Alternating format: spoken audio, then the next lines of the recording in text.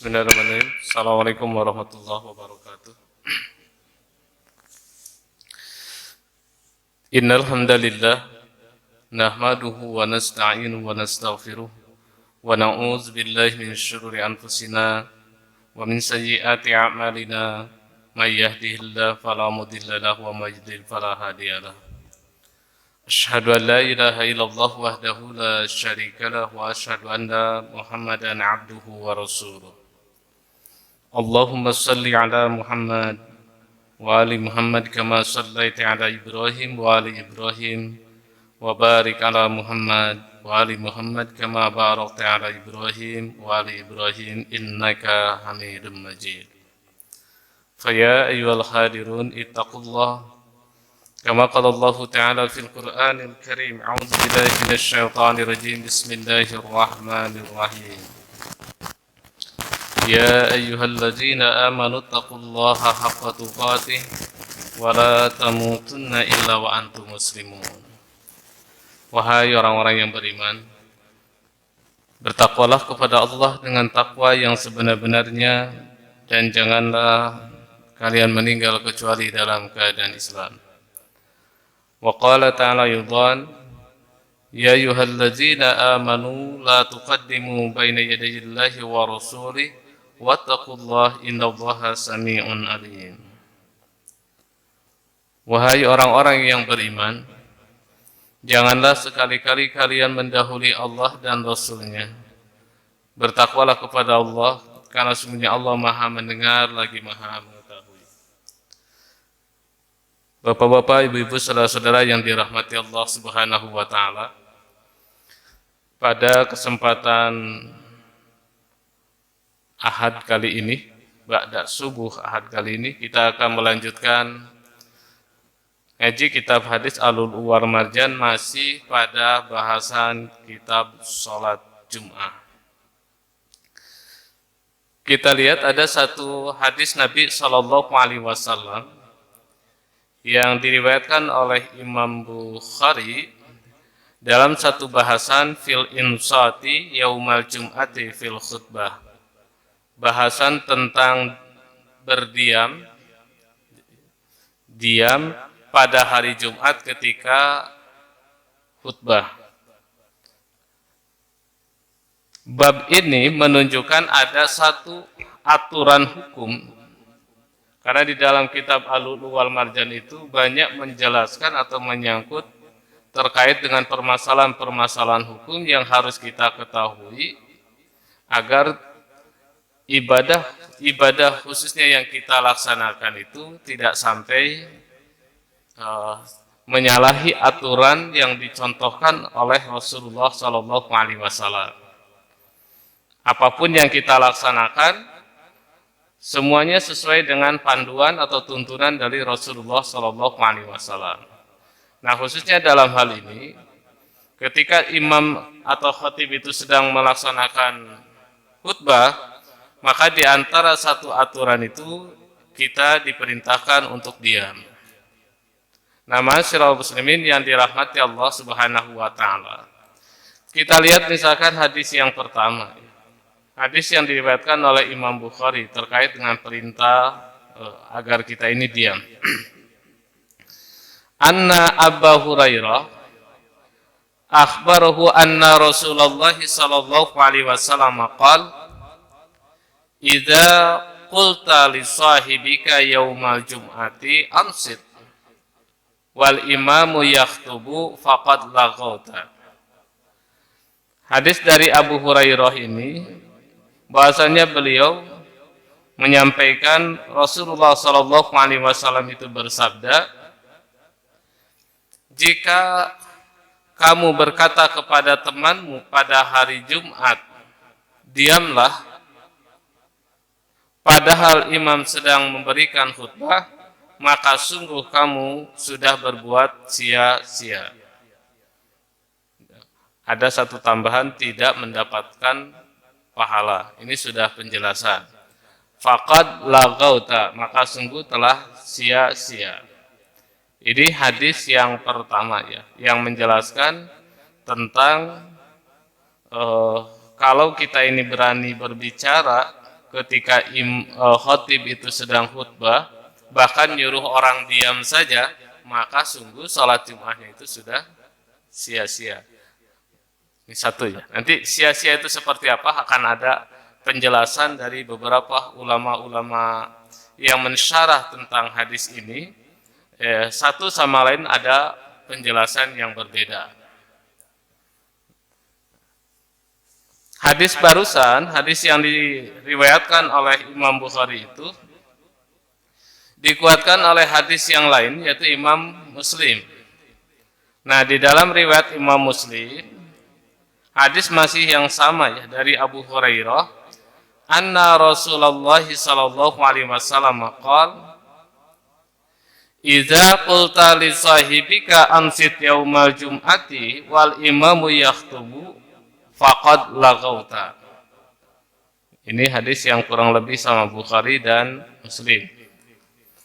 Jadi bahwa Rasulullah sallallahu alaihi wasallam bersabda, apabila engkau menyampaikan atau berkata kepada temanmu, ansit, diamlah pada hari Jumat sementara imam sedang berkhutbah, maka sungguh telah sia-sia ibadah Jumatmu. Ini masih yang diriwayatkan oleh Imam Muslim. Kemudian hadis yang menguatkan hadis yang diriwayatkan oleh Imam Muslim, kemudian dikuatkan lagi di dalam riwayat yang lain, masih di dalam riwayat Imam Muslim, hadisnya masih dari Abu Hurairah. Tapi sedikit redaksinya itu ada sedikit berubah ya, ada sedikit tambahan.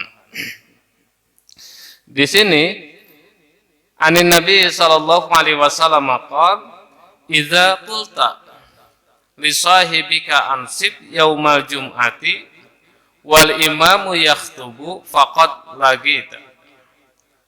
Qala Abu Zinad, hiya lughah Abi Hurairah wa innama huwa faqad laghauta. Nah, di dalam riwayat ini pun sama, apabila kalian mengatakan kepada temanmu pada hari Jumat diamlah, padahal imam sedang berkhutbah, maka sungguh kamu telah berbuat kesia-siaan. Nah, Abu Zinad berkata, kata faqad laghita adalah menurut bahasanya Abu Hurairah. Namun yang benar adalah faqad laghauta. Nah, ini tambahannya. Jadi asalnya itu Abu Hurairah menyampaikannya itu faqad laghita, bukan faqad laghauta. Tapi secara makna sama. Nah, Bapak Ibu hadirin yang dirahmati Allah Subhanahu wa taala. Nah, perintah diam ini kalau kita lihat misalkan beberapa pendapat ulama, nanti akan ada, pertama adalah mulai dari batasan waktunya itu kapan kita ini harus diam.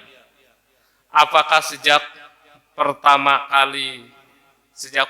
kali imam menyampaikan khutbah, ataukah nanti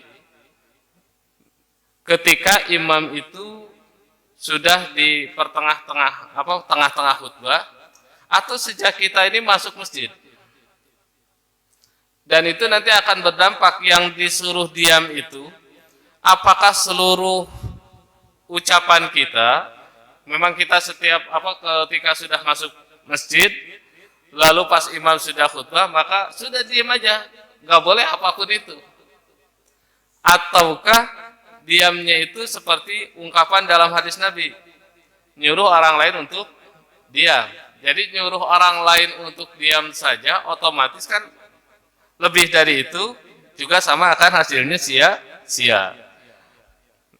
Nah, memang kalau ada satu di dalam kitab Al-Dibaj Al-Muslim, itu kalau kita lihat dari penjelasan-penjelasan sebelumnya, ada ulama-ulama yang cukup panjang menjelaskan tentang penjelasan laghauta ini. Ketika seseorang itu pergi untuk melaksanakan salat Jum'ah, dan itu sudah dari awal,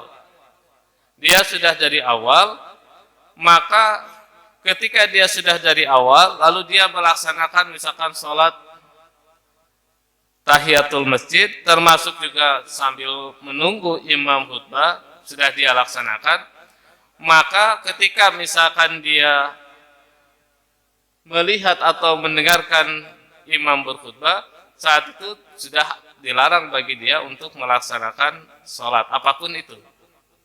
Jadi jangankan hanya sekedar memerintahkan orang untuk diam, sholat sekalipun tidak boleh. Ini satu pendapat ya. Jadi kalau datangnya dia lebih awal sudah sholat, tidak boleh ada sholat lagi. Tapi ada lagi yang berpendapat seluruhnya, termasuk dalam hal ini sholat pun nggak boleh. Jadi kalau imam itu sedang khutbah tanpa melihat dalil-dalil yang lain, ya ini pendapat. Jadi saya sampaikan pendapat dulu. Ketika imam itu sedang berkhutbah, lalu misalkan dia datang, maka sudah kalau imam sudah berkhutbah itu diam, duduk langsung diam. Nah bahkan ada yang itu pun ada satu riwayat yang lain ya. Ketika Rasulullah SAW beliau sedang berkhutbah, tiba-tiba ada orang nyelonong gitu masuk. Lalu Rasulullah SAW, ulama yang berpendapat tidak boleh melaksanakan sholat itu mengambil satu riwayat yang mengatakan Rasulullah gak nyuruh untuk melaksanakan sholat, tapi dia pakai dalil Rasulullah memerintahkan kepada sahabat itu mendekat kepadaku. Artinya mendekat itu untuk apa? Mendengarkan khutbah. Makanya kalau mengikuti dalil itu, ya diam di situ segala macam, termasuk misalkan sholat. Itu pendapat sekali lagi. Jadi kalaupun kita datang, imam sudah khutbah, lalu kita sholat, maka itu juga sama. Kalau melihat dari pendapat itu, faqad lagauta. Nah, ma'asyiral muslimin yang dirahmati Allah Subhanahu wa taala. Nah, tapi dalam riwayat, dalam pendapat yang lain, nanti akan kita lihat hampir dari penjelasan para ulama itu, maka yang dimaksud dengan lagauta itu, lago yang dimaksud di dalam hadis itu, diantaranya ini ada satu penjelasan, al malaikatu hammal ghairul hafadati wadifatihim kitabatu hadiril jum'ah. Jadi malaikat itu apa ya? Malas lah untuknya, malas atau ragu untuk menuliskan aktivitas mereka atas kehadirannya pada hari Jumat untuk melaksanakan sholat Jumat. Artinya apa? Gak dicatat oleh para malaikat bahwa dia itu datang untuk melaksanakan sholat Jumat. Jadi misalkan ya banyak sekali orang yang kalau misalkan lagi khutbah, terutama kalau pas ada anak kecil ya Bapak Ibu. Ini harus hati-hati ada anak kecil itu. Seringkali misalkan kita kalau pas bawa anak, kadang kita ini ngobrol.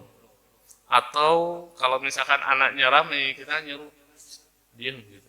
Nah itu sebenarnya nyuruh diam itu sudah termasuk sia-sia. Nah malaikat itu gak mencatat kehadiran kita saat itu melaksanakan sholat Jumat. Nah kemudian juga ada satu pendapat faqad lagauta masdarun al-lagwu ai kultal kalam al-mulaghi as-sakit al-batil al-mardud.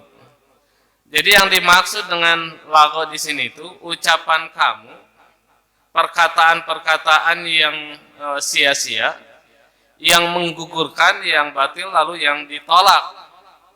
Nah, di sini yang dimaksud dengan ucapan-ucapan itu tentu keluar dari hal-hal yang benar. Tidak sesuai dengan hal-hal yang benar. Artinya wakila takallamta fima la yanbaghi. Engkau berkata-kata sesuatu yang tidak semestinya, seharusnya. Nah, jadi berkata-kata yang tidak semestinya atau seharusnya. Nah, kalau sudah ada pernyataan seperti ini, nanti akan ada pendapat ulama, berarti kalau sholat, bagaimana? Apakah termasuk lago juga? Nanti lain lagi. Kenapa? Karena nanti ada pendapat-pendapat yang disampaikan oleh para ulama yang lain, terutama mengutip hadis Nabi Shallallahu Alaihi Wasallam saat Rasulullah Shallallahu Alaihi Wasallam sedang melaksanakan khutbah, tiba-tiba ada sahabat Nabi yang hadir. Nah, dia tiba-tiba duduk. Nah, lalu Rasulullah Shallallahu Alaihi Wasallam menyuruh orang tersebut untuk berdiri dan melaksanakan sholat 2 rakaat. Nah, termasuk di sini takalam tapi malayan bagi engkau berbicara dengan apa yang tidak semestinya, seharusnya. Ini nanti akan ada penghususan, sama halnya dengan penghususan. Kalau ada kasus nanti, ada kasus ketika misalkan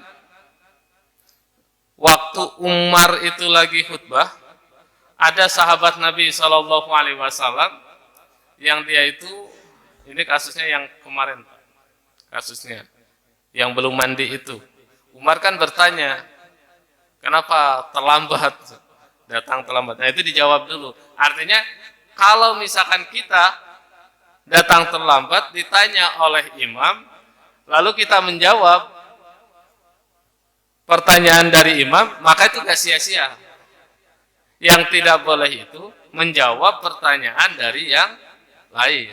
Tapi kalau ditanya oleh imam, ya kita jawab. Makanya khotib ya maaf bukan imam, khotib yang sedang khutbah itu punya hak yang besar dalam pelaksanaan sholat Jumat. Termasuk dalam hal ini, boleh kalau khotib itu ngajak ngobrol, lagi khutbah ngajak ngobrol kepada orang yang melaksanakan sholat Jumat. Maksudnya nanya dulu.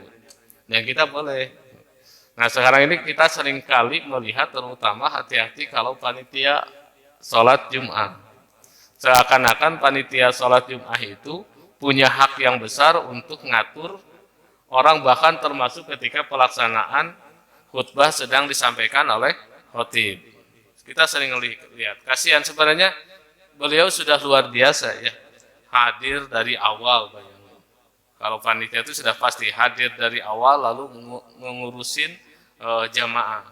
Nah, semestinya kalau imam itu sudah naik mimbar, lalu sudah salam, sudah diam, nggak usah ngatur lagi, biarkan aja mau seperti apapun itu.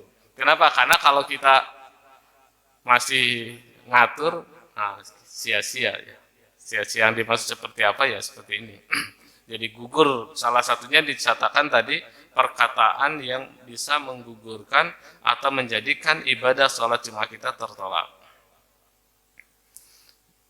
Nah, masyarakat muslimin yang dirahmati Allah Subhanahu wa taala. Kemudian kalau penjelasan yang lain pada bab tentang diam pada hari Jumat sementara imam sedang khutbah itu, di sini dikatakan ada satu pernyataan ketika mengutip pernyataan dari Abu Hurairah, "Idza qulta li sahibika yaumal jum'ati ansit wal imamu yakhtubu faqad laghauta." Jadi jika kamu berkata kepada saudaramu pada hari Jumat, diamlah sementara imam sedang berkhutbah, maka sungguh kamu telah sia-sia. Nah, al-lagwu di sana kullu syai'in minal kalami laisa bihasanin. Seluruh ucapan yang tidak baik. Jadi seluruh ucapan yang tidak baik itulah dinamakan dengan lagau. Nah, sekarang bagaimana kalau ucapan baik? Kan begitu. Ini pendapat para ulama ketika mengartikan faqad lagauta, maka sungguh sia-sia itu. Ini ucapan yang mana yang bisa menyebabkan seseorang itu sia-sia? Ya, yang dikatakan di sini setiap ucapan atau seluruh segala sesuatu dari perkataan yang tidak baik. Nah, ini ada satu ketika ulama mengatakan seperti itu, juga mengutip salah satu ayat, wa idza marru bil lagwi marru kirama. Jadi di surat Al-Furqan ayat 72 itu ada ayat sebelumnya, sebenarnya ada kalimat sebelumnya tentang persaksian. Apabila mereka bertemu dengan orang-orang yang mengerjakan perbuatan yang tidak berfaedah, mereka lalui dengan menjaga kehormatan dirinya. Marru kirama. Nah, artinya tidak sampai terjebak pada perbuatan-perbuatan yang sia-sia. Jadi tidak menanggapi kepada orang-orang yang ahlul batil ya, yang sia-sia. Jadi itu yang pendapat dari sebagian ulama. Kemudian Ibnu Mas'ud, ada pernyataan dari Ibnu Mas'ud sampai begini ya, saking hati-hatinya Ibnu Mas'ud itu. Idza ra'aitahu yatakallamu wal imamu yaktubu fa'aqra'u ra'sahu bil 'asha. Ada sampai seperti itu. Jadi kalau kamu melihat ada orang ngobrol, bercakap-cakap sementara imam itu sedang berkhutbah, maka apa istilahnya kalau kata orang Sunda itu keterok aja kepalanya pakai tongkat. Pukul aja kepalanya pakai tongkat. Artinya sampai seperti kehati-hatian. Nah, ini kan di sisi lain nggak boleh.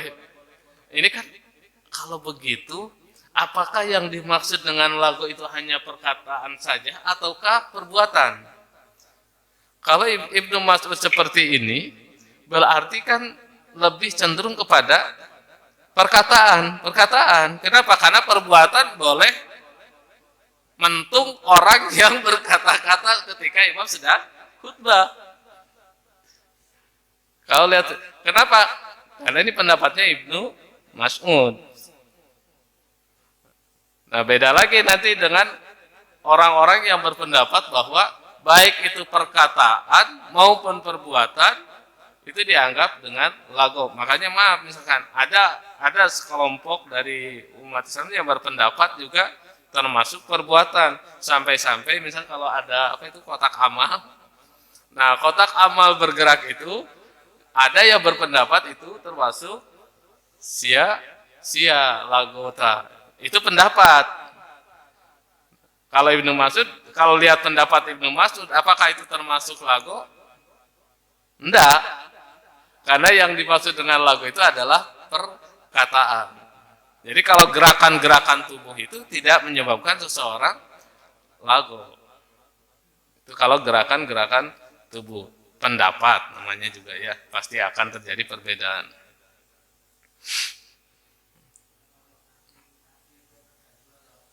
Nah, betul. Makanya itu kalau kita kan sudah tambah lagi di zaman sekarang, gimana kalau amplinya terganggu, apalagi gimana kalau lagi khutbah pakai LCD. Sekarang kan sudah ada ya, khutbahnya pakai LCD. Itu seperti apa begitu? Maaf kalau misalkan dari sekian banyak pendapat-pendapat para ulama yang menjelaskan tentang yang menyebabkan lagu ketika seorang itu melaksanakan sholat Jumat, hampir kebanyakan bahkan keseluruhan itu adalah dari perkataan, bukan perbuatan, bukan gerakan. Hampir rata-rata perkataan. Ini kita lihat misalkan di sini ada juga. Nah, seperti pernyataan al-Akhfas, al-lagwu al-kalam alladzi la asla lahu minal batil syabih. Jadi dikatakan dengan lagu di sana itu adalah perkataan yang tidak punya dasar, tidak punya alasannya, dan itu bagian dari perbuatan-perbuatan yang batil atau serupa. Ini pendapat dari Al-Akhfas. Kemudian waqala Ibnu Urfah al-lagwu as-saktu minal qawli. Wakila al-mail anis shawab. Jadi dikatakan dengan lagu itu adalah as-saktu minal qaul. As-saktu itu yang gugur ya, yang gugur dari perkataan. Kemudian dikatakan lagi yang berpaling dari sesuatu yang benar. Bahkan ada lagi wakila al-lagwu, yang dimaksud dengan al-lagwu di sana itu al-ism, dosa. Jadi kalau misalkan melakukan hal seperti itu, berarti itu merupakan perbuatan dosa.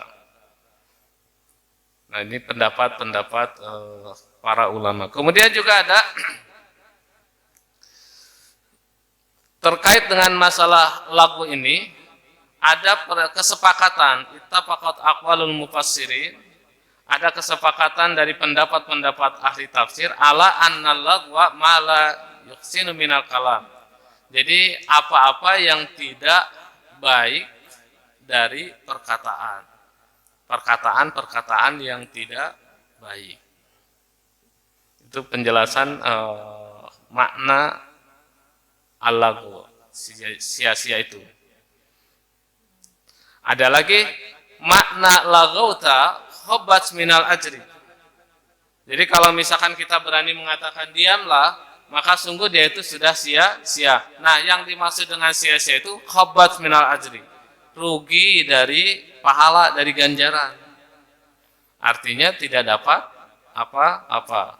Atau wakilah batalat fadilat jum'atika. Gugur atau batal keutamaan melaksanakan sholat Jum'ahnya. Nah, oleh sebab itu wakilah sholat Jum'atuka zuhran. Maka kalau sekiranya gugur sholat Jum'ahnya itu, maka otomatis pahalanya dapat pahala sholat zuhur. Jadi kalau kita misalkan, ini pendapat ya, kalau kita misalkan datang sholat Jum'ah, kemudian ngobrol di waktu sholat Jum'ah itu, maka dia sudah sia-sia. Tapi ulama yang berpendapat ini, sia-sianya itu bukan dalam arti gak dapat apa-apa. Kan ada yang berpendapat, dia tidak dapat apa-apa, iya satu. Tapi di sisi lain ada juga yang mengatakan, itu hanya yang batal itu keutamaan sholat Jum'ahnya. Nah, oleh karena yang batalnya keutamaan sholat Jum'ahnya, maka dia hanya mendapatkan pahalanya seperti sholat zuhur. Jadi dia hanya mendapatkan pahala seperti sholat zuhur. Makanya kalau misalkan Bapak Ibu hadirin yang dirahmati Allah, kadang kan kalau hari Jumat itu karena kesibukan dan lain sebagainya di zaman sekarang ini, sedang biasanya azan itu sop yang pertama, yang kedua penuh, yang belakang kosong. Umumnya di masjid itu begitu. Nanti kalau pas imam sedang khutbah, di tengah-tengah mulailah penuh gitu ya. Bahkan menjelang akhir baru masih banyak yang berdatangan untuk melaksanakan sholat Jumat, bahkan ngobrol. Nah, kalau yang seperti itu, ya kalau misalkan ada pendapat ini kuat, masih lumayan Bapak Ibu. Masih dapat pahala zuhur. Tapi kalau kita lihat dari beberapa pendapat yang lain, yang seperti itu tuh tidak dapat apa-apa. Bahkan ada hadis Nabi Shallallahu Alaihi Wasallam, misalkan di sini, man lago fala jum'ata lahu, yuridu bihi fala jum'ata lahu min ghairi ismin yartaqidu billah. Jadi hadis yang sahih yang diriwayatkan oleh Ibnu Hibban, siapa saja yang melakukan perbuatan yang sia-sia, maka tidak ada sholat Jum'ahnya. Nah, maksudnya adalah sholat Jum'ahnya tidak sah tanpa dosa yang dilakukan karena perbuatan sia-sia itu. Artinya 00 kosong. Datang tidak dosa tapi tidak dapat apa-apa. Kira-kira rugi gak? Rugi kita. Karena gak dapat apa-apa. Nah, makanya masyarakat muslimin yang dirahmati Allah Subhanahu wa taala, dari sini penting bagi kita untuk menjaga pelaksanaan sholat Jumat. Mengapa misalkan di dalam hadis Nabi Shallallahu Alaihi Wasallam khususnya ada pengecualian kelompok orang yang tidak diwajibkan untuk melaksanakan sholat Jumat itu adalah anak-anak. Salah satunya di antara 4 kelompok itu. Kenapa anak-anak? Karena anak-anak biasanya bisa menjadi penyebab orang lain sholatnya sia-sia. Ramai biasanya anak-anak. Nah, seharusnya yang menyuruh diam anak-anak itu siapa? Bukan bapaknya yang bawa, bukan. Kita kalau gak ngerti, kadang dengan anak itu, karena gak tidak pahaman kita, ngajak ngobrol kan dengan anak. Diam, itu lagi khutbah. Enak saja gitu ya, diam karena lagi khutbah. Atau gimana saja. Kelihatan kan seringkali itu. Seringkali kalau misalkan niatannya baik, karena ngajarkan agar anak itu bisa melaksanakan ibadah sholat Jumat dengan khusyuk, kan begitu niatannya. Tapi justru niatan yang baik itu, kalau tanpa didasari oleh ilmu yang tepat, maka hilang kebaikan kita. Nah, alangkah lebih baiknya ya anak yang khusus sholat Jumat, anak tidak usah dibawa ke masjid. Kenapa? Ganggu. Kecuali kalau dikhususkan ya. Misalkan sudah ada tempat khusus untuk anak-anak. Rame, biarkan aja, namanya juga anak-anak gitu. Tapi kalau misalkan ramenya mengganggu yang lain, apalagi sampai yang lain tuh ikut-ikutan. Sudah diam, sudah diam. Nah, itu berarti merusak.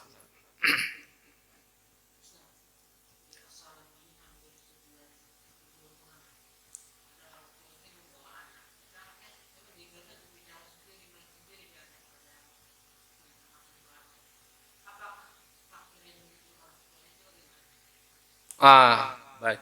Kalau misalkan apa dia bawa, sebenarnya begini.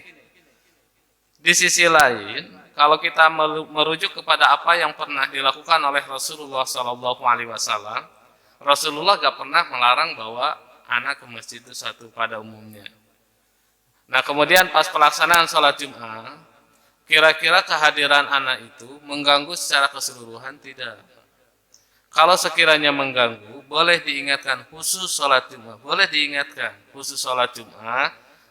Jadi daripada nanti mengganggu yang lain, apalagi ya seperti tadi, boleh jadi kita yang berdekatan dengan anak itu biasa kan begitu ya, diam deh, karena ketidaktahuan kita, ternyata itu malah menjadikan justru batal sholat Jumatnya. Maka tidak ada salahnya kita ingatkan. Tapi kalau sekiranya masih ya apa istilahnya ramenya rame sekedar satu orang anak saja, ada juga yang berpendapat anggap saja itu pesawat terbang yang lewat atau kereta api yang lewat. Karena ternyata ada pembelajaran juga untuk anak. Kecuali kalau misalkan satu sekolah anak SD dibawa ke sini masuk semua, itu mungkin ramai. Saya kira perlu kalau sudah seperti itu apa istilahnya nanti malah mengganggu. Tapi kalau satu orang sudah, kalau misalkan dia tidak bisa dihentikan, biarkan khotib mungkin yang harus mengingatkan. Jadi khotibnya, adik diam, gitu. Yang lain nggak usah ikut-ikutan. Cukup khotib saja karena hak prerogatif khotib itu besar sekali ketika melaksanakan sholat Jumat. Nah, bisa disiasati agar orang tersebut juga jangan sampai gara-gara itu gak datang lagi ke masjid karena tersinggung. Bahaya juga kan seperti itu. Karena ada orang sudah gak usah datang lagi ke masjid itu karena gak boleh bawa anak. Nah, karena ada juga ya kita seringkali lihat ya, boleh jadi Bapak Ibu hadirin yang dirahmati Allah, kita husnudzon saja. Si bapak itu di rumahnya tidak ada yang jaga anaknya. Di sisi lain dia harus ibadah sholat Jum'ah, makanya dibawalah anak itu. Kita husnudzon saja seperti itu. Jadi kan kalau misalkan di rumahnya istrinya kerja juga, sementara anaknya sudah pulang dari TK atau ini ya, mau tidak mau dia harus ibadah sambil bawa anak. Selama dia sendiri tidak sampai sia-sia, biarkan aja kalau cuma satu orang. Kecuali satu sekolahan gitu ya, di ramai. Nah, seperti itu Pak. Jadi ya kita berhusnudzon saja, jangan boleh jadi orang tersebut ya kondisi yang menyebabkan harus bawa anak. Ya silakan.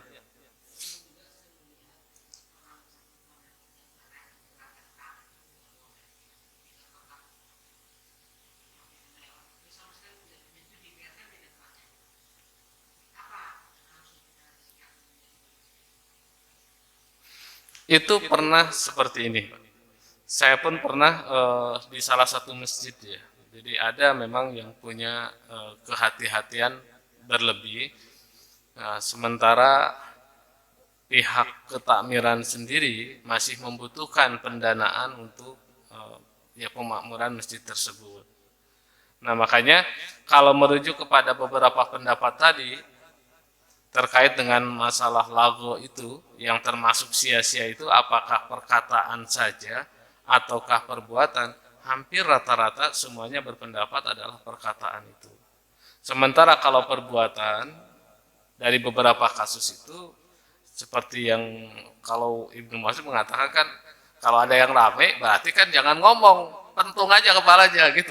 Kalau bahasa kita. Jadi kalau ada anak kecil rame, kita nggak usah ngomong, ya pentung aja gitu. Atau jewer aja, nggak usah ngomong. Artinya kan lebih dari sekedar geserkan kotak amal gitu. Kalau melihat Ibnu Mas'ud. Nah, artinya kalau misalkan ada yang seperti itu, Bapak Ibu, misalkan kita lagi di sampingnya tahu, ya sudah digeser, kita bantu aja geserkan daripada rame begitu kan. Nggak usah nyuruh juga, tolong digeser, nggak usah. Karena kita lagi Jumatan, jadi cukup digeserkan aja tanpa ada ucapan. Oh, anggap saja kita ketiduran barangkali orang tersebut itu ya, bisa jadi seperti itu. Nah, jadi digeserkan aja tanpa harus ada perintah. Kalau ada perintah, lagu kita. Bapak geserkan itunya. Suruh diam saja sudah termasuk lagu, apalagi nyuruh orang untuk geserkan kotak amal. Nah, jadi kalau itu sudah terlalu berlebihan, saya kira kalau sudah pendapat begitu.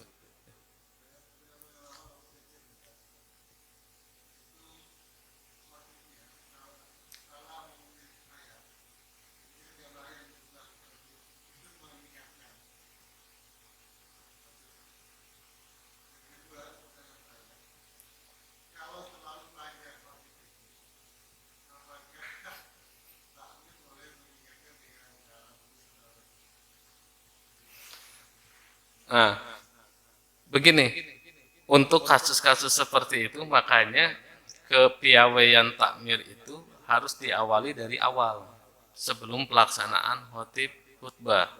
Karena kalau sudah khotib khutbah itu sudah apapun itu hak khotib. Beda dengan seminar. Kalau seminar enak saja kan kasih biar berhenti. Kalau sudah nggak bisa. Iya Pak, nggak bisa. Jadi kalau sudah misalkan khotib itu khutbah, ya sudah nikmati saja mau berapa lama pun, karena memang tidak diingatkan dari awal. Makanya kalau sudah seperti itu, karena kan ada tulisan ya Pak di mimbar itu, di mimbar khutbah maksimal 15 menit atau maksimal 20 menit. Bahkan kalau di pabrik, di salah satu pabrik ya di Pandaan itu,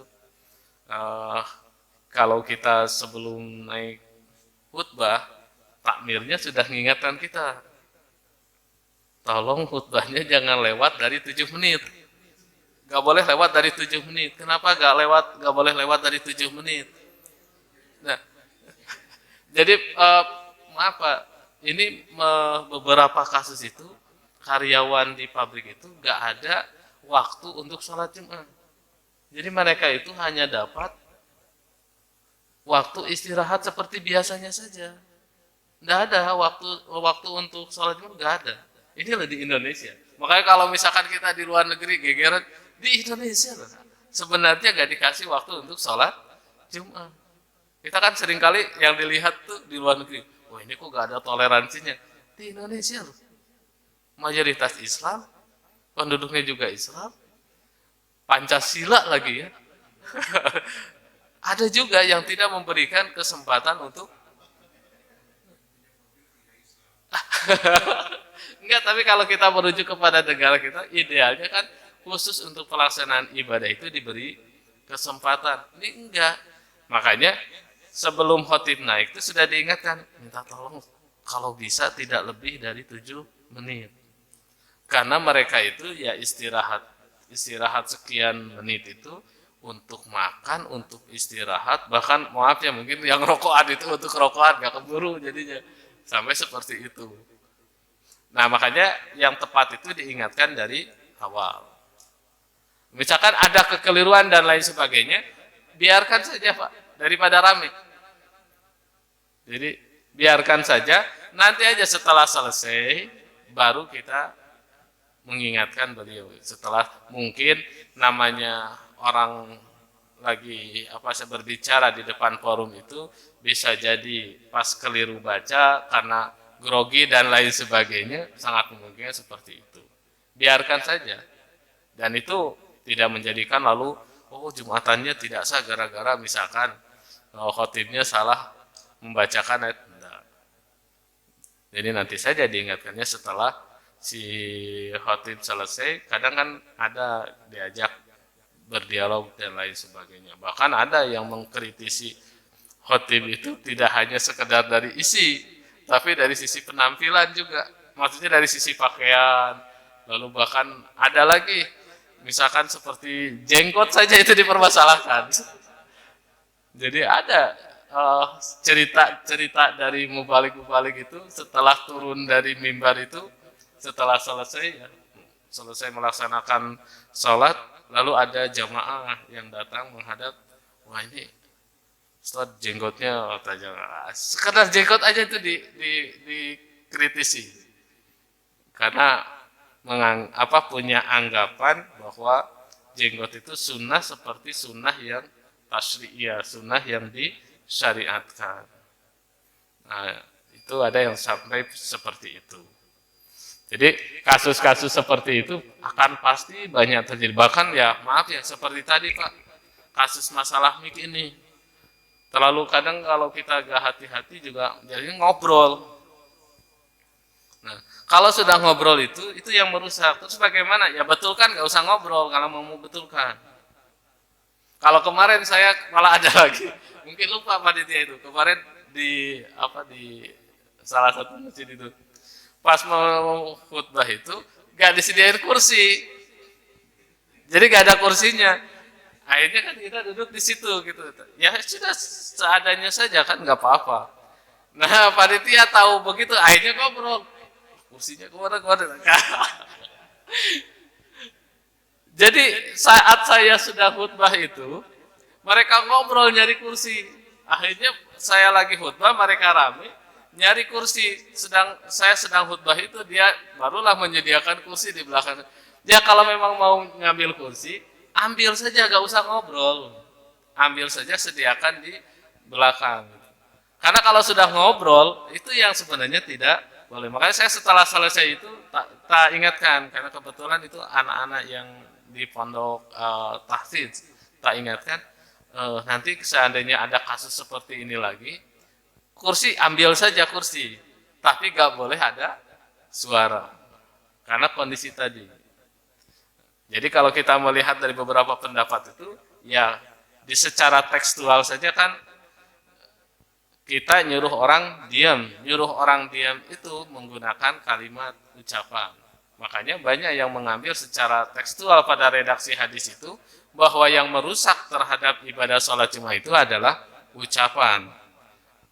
Bahkan tadi ada yang mengatakan sholat sekalipun tidak boleh saking seperti itu. Kalau ucapan kan ada ucapannya itu.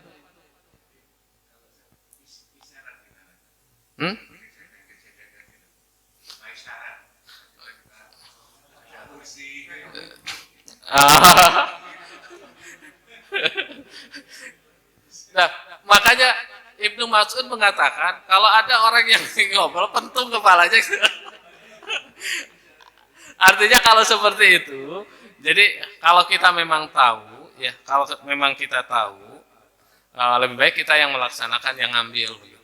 Jadi gak perlu ada dialog lagi dengan orang lain. Nah kalau misalkan terpaksa pakai isyarat itu masih memungkinkan karena secara tekstual itu bukan gerakan tapi ucapan yang menyebabkan Jumat kita sia-sia. Masih memungkinkan kalau kita lihat dari redaksi hadis Nabi Shallallahu Alaihi Wasallam. Makanya lebih baik lagi ya sudah ambil saja begitu daripada tadi menyebabkan kita nanti mending kalau misalkan pakai isyarat itu orang langsung ngerti. Gimana kalau orang nggak ngerti jadinya nanya di mana ada apa? Jadi sudah salah memang kita ini. Nah, lebih baik diambil sendiri aja daripada nyuruh orang. Kalau misalkan kita punya kepedulian dengan hal itu. Sama halnya kan kalau misalkan pas listriknya mati dan lain sebagainya, daripada nyuruh orang, ya kita saja yang melaksanakan, cukup satu. Nah, dan itu kan kalau kita lihat dari beberapa kasus di zaman Rasulullah SAW ini terkait dengan masalah sholat Jumat. Nah itu kan ada juga orang itu isyarat itu sebenarnya ketika dia melewati orang itu kan sampai apa istilahnya apa bukan gitu Pak, bukan menghentikan, tapi biar dia tuh mau lewat ada yang kosong di depan gitu, akhirnya kepala orang tuh di apa di, di sedikit digeser lah begitu agar bisa lewat. Itu kan isyarat sebenarnya. Jadi tanpa ada ucapan. Kalau ucapan, coba minggir gitu.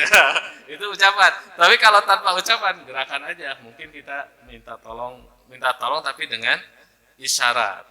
Bagaimana agar orang itu agak sedikit, biar memberikan ruang untuk melangkah. Itu terjadi di zaman sahabat Nabi Shallallahu Alaihi Wasallam. Karena memang masih ada tempat di depan yang kosong, begitu. Makanya isyarat itu dari beberapa kasus masih memungkinkan. Hanya tadi yang kita waspada itu kan, maaf ya, banyak orang yang tidak paham tentang aturan sholat Jumat. Makanya kan ada yang sudah datang terlambat sambil rokokan, ngobrol, santai gitu ya. Jadi ya karena ketidaktahuan, saya yakin itu karena ketidaktahuan. Jadi karena ketidaktahuan itu akhirnya ya enak-enak aja gitu karena ketidaktahuan, mau gimana lagi ya. Mudah-mudahan saja dengan hadirnya itu karena ketidaktahuan Allah tetap memaafkan dan dia juga tidak kehilangan fadilah sholat Jumatnya karena ketidaktahuan. Nah kita yang sudah tahu berarti yang harus sedikit banyak berbagi. Ya kalau misalkan sudah selesai sholat kan kita boleh mengingatkan. Nanti kalau apa istilahnya Jumatan lagi tolong tidak ngobrol, atau misalkan diberi tulisan. Kadang kan ada ya Pak tulisan itu, kalau sekarang kan pakai jam itu ada jam yang bergerak selama khatib sedang melaksanakan khutbah dilarang berkata-kata dan lain sebagainya. Nah seperti itu. Jadi belum lagi di zaman sekarang ini handphone. Gimana kalau pakai handphone ya? Ngobrol tapi ngobrolnya tulisan. Tambah lagi gitu. Dan sebenarnya kan fungsinya kenapa disuruh diam itu agar fokus untuk mendengarkan apa khutbah yang disampaikan oleh khatib. Itu sebenarnya kalau kita melihat. Makanya kan tadi ada beberapa pendapat itu yang sangat memungkinkan pendapat-pendapat itu menimbulkan penafsiran, perkataan-perkataan yang tidak berfaedah misalkan. Ya kan begitu. Artinya kalau begitu bagaimana kalau perkataan itu ada faedahnya? Kan bisa dibolak-balik ya. Fikih itu kayak gitu. Nah, tapi paling tidak kalau kita melihat, saya kira lebih baik diam saja. Nah, khususnya pada saat kan hanya sebentar imam sedang khutbah. Makanya untuk menyiasati jangan sampai orang itu terjadi sia-sia melaksanakan sholat Jumatnya, khutbah itu ya diusahakan tidak lama-lama. Khutbah itu. Kalau dari hadis Nabi Shallallahu Alaihi Wasallam itu kan Nabi itu lebih lama sholatnya daripada khutbahnya. Nah kalau kita di zaman sekarang itu ada alasan juga ya. Kenapa kok khutbahnya lebih lama daripada sholatnya? Karena kan jarang-jarang orang-orang itu yang seperti kita Pak punya kesempatan seperti ini. Masih misalkan mau belajar duduk. Nah waktu sholat Jumat itu walaupun hanya sebentar mudah-mudahan jadi pelajaran yang berharga. Ya nanti dibalik saja sholatnya yang pendek. Jadi kalau misalkan di Atakwa Batu itu kalau khotibnya sudah lewat 15 menit, mesti yang jadi imamnya itu bacaannya yang pendek-pendek. Anas, Al-Falaq, Al-Ikhlas, yang pendek-pendek saja.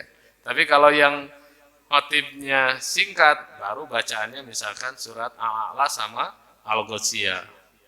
Nah, itu pilihan-pilihan seperti itu. Baik, silakan Pak.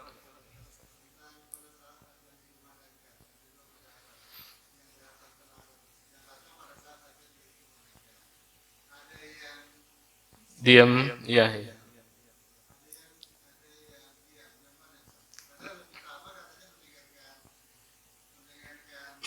khutbah. Ya, sebenarnya begini. Satu, kalau kita merujuk kepada pendapat diam secara keseluruhan, mau apapun itu, maka lebih baik sholat. Karena kalau nanti khutbah sedang ini, imam khotib sedang khutbah, otomatis kita fokus mendengarkan imam sedang khutbah. Kemudian yang kedua, itu pilihan sebenarnya. Pilihan, apalagi kalau misalkan kita datangnya terlambat, kalau merujuk kepada hadis Nabi Shallallahu Alaihi Wasallam, ketika imam sedang khutbah saja kita disuruh sholat, maka otomatis kita datang pas azan, itu posisi azan itu hanya memberitahu bahwa sholat Jumat itu mau segera dilaksanakan, dan waktu sholat Jumat itu beda dengan waktu zuhur, Bapak Ibu. Kalau kita kan memang kita ngacunya kepada waktu sholat zuhur, tapi kalau di zaman Nabi Shallallahu Alaihi Wasallam, waktu pelaksanaan sholat Jumat itu bisa dimajukan saatan 1 jam atau dimundurkan saatan 1 jam berdasarkan beberapa riwayat hadis Nabi Shallallahu Alaihi Wasallam. Jadi kan kalau seperti itu sholat, karena azan di sana hanya sebagai pertanda. Jadi kita di sini misalkan azan 2 kali, azan 2 kali itu mesti itu sudah masuk waktu zuhur. Nah di zaman Nabi Shallallahu Alaihi Wasallam, azannya itu sangat memungkinkan itu belum waktu zuhur, sebelumnya atau setelah zuhur. Lihat kondisi kapan siapnya. Nah itu di zaman itu. Nah bolehkah kita pas zuhur? Ya boleh tentunya, sesuai dengan waktu zuhur.